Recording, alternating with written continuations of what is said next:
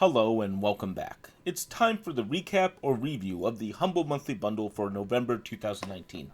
Now, this is easily my favorite month of this year, and perhaps ever for a Humble Monthly Bundle. We have three major games: the Crash Bandicoot Sane Trilogy, Spyro Reignited Trilogy, and Call of Duty World War II. Now, I'm going to go through each of these games, giving them a very fast recap and talking about what makes them stand out. Let's start with the game I most recently reviewed, Call of Duty World War II.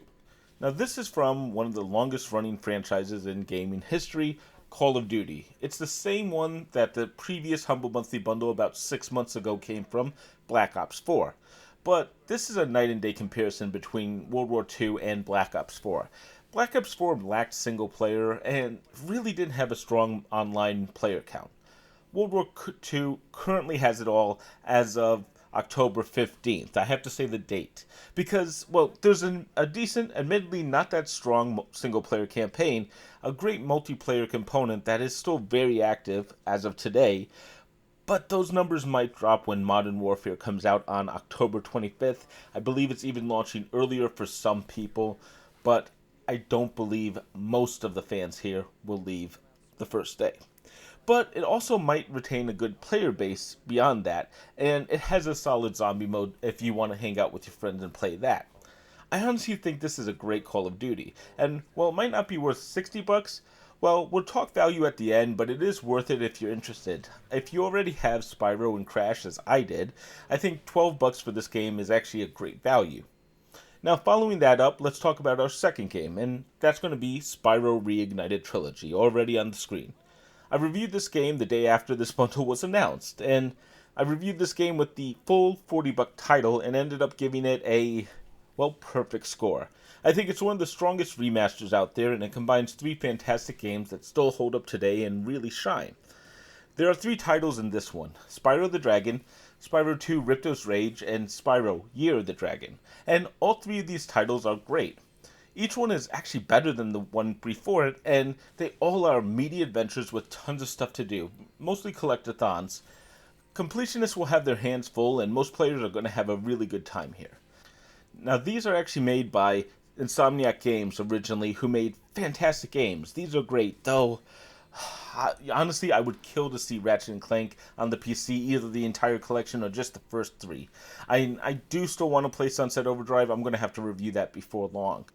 Now, these are great retro games, but along with Crash, they're extremely special to me because these were once only available on the PlayStation, the PS1. And it's so cool and worth checking out, especially now that we have it on PC, when, you get to keep it forever. Now, I had no problem with this game personally. I gave it a perfect score. But I have to say, after researching the game, which I tend to do after fully reviewing a game, some people do have issues with this game. I think it is related to frame rate, so if your computer might struggle, some jumps might be harder than others. People say turning it down to 30 FPS does fix it, but I can't guarantee that. Like I said, no problems personally, and it was a fantastic experience. Just be aware that there might be some computer issues. There should be a patch soon, I really hope so, but I won't guarantee anything. I believe in Toys for Bob, I think they've done a great job here, but Bloodstained, Nier Automata, and so many other games prove that you can't expect a patch until it's out. Though, Activision, seriously, give this at least one patch for this game. And finally, we're going to come to Crash. That's Crash Bandicoot Sane Trilogy. If you played games on the PlayStation, you're probably going to have played at least one of the Crash games. We have Crash 1, Crash 2, Crash 3. Not the best naming scheme, especially when you compare it to Spyro's. Now, these are originally by another little developer, Naughty Dog. And if you don't know them, Jack and Dexter and that Tomb Raider knockoff Uncharted, no one even likes those games. And, oh yeah, Last of Us. It was so bad it doesn't even have a sequel. Yet. Of course I'm joking around here. Naughty Dog is one of the single best developers probably of all time. I've had the absolute pleasure of meeting some of them, looking at their code, and I follow their developments. And they are just untouchable in the realm of programming.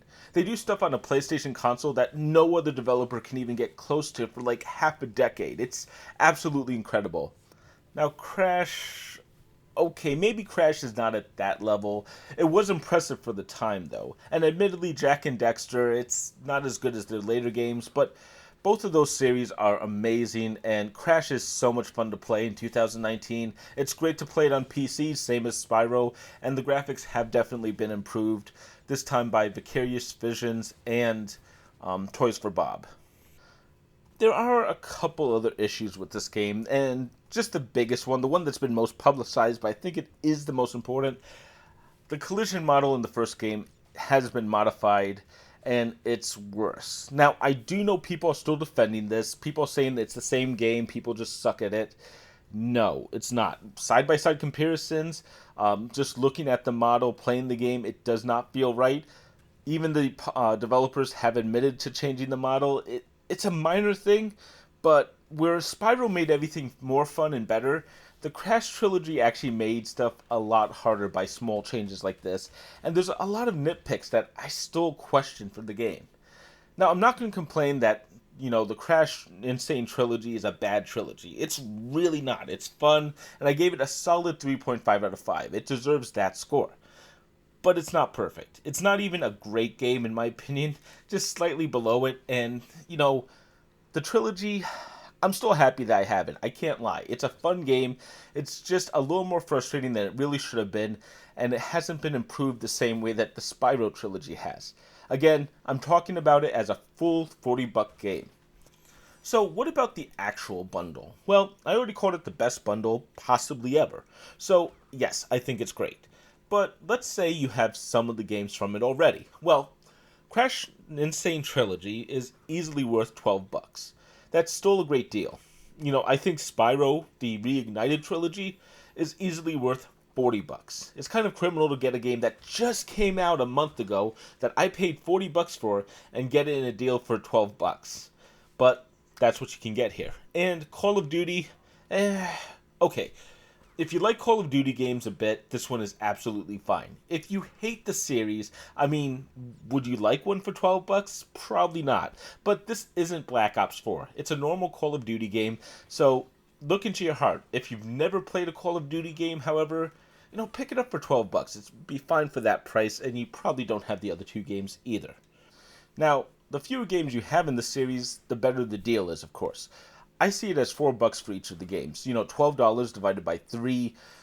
Again, absolutely a steal price. This is the strongest bundle I've seen, and I don't want to keep saying that, but I think it's true. I, of course, have to give this bundle a strong recommendation. Now, I don't grade games based on current events. I try to separate the artist from the art. And the thing is, I don't think I'm going to judge this bundle based on current events either. But I still will mention it. This is a bundle of Activision games. If you're not up to date on the current situation with Activision or Blizzard, I'm not going to go into that for you. But if you do want to boycott Blizzard or Activision for that reason, then consider this bundle is part of that. At the same time, you will be paying $12 for the trilogies here that are selling for $40 a piece, so $80 combined. Call of Duty is going for another $60. That's a 2-year-old title, admittedly, but it doesn't go on sale that often. At best, I've seen it on Steam for $25. So, all told, you're getting about $100 worth of games for $12. Now, all I'm saying about this is, if you are going to pick up any of these games, this is the cheapest you're probably ever going to see all three, or even some of them. With that said, though, trust your heart on this. I'm not going to tell you if you should buy it or not. Now, that is the Humble Monthly Bundle for November 2019. I am absolutely thrilled about this one.